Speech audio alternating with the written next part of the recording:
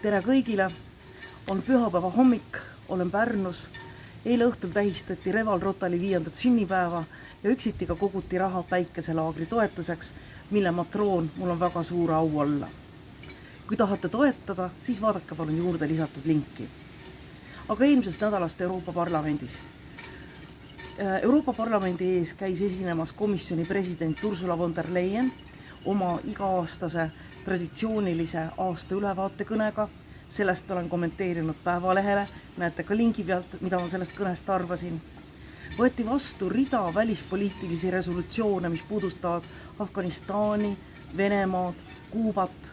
Rahvusvaheline olukord on pingeline ja pinev ja seetõttu ka pööratakse Euroopa Parlamendis järjest rohkem tähelepanu rahvusvahelistele suhetele.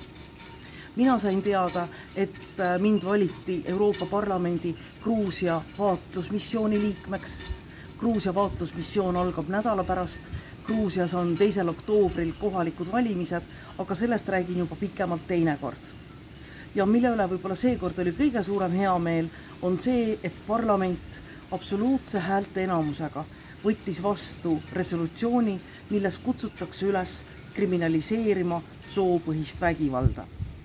Soopõhine vägivald on kuritegu kogu ühiskonna vastu.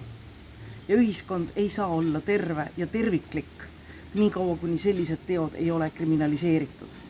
Sest kes on kõige suuremad ohvrid? Kõige suuremad ohvrid on naised, lapsed, LGBT kogukonna liikmed.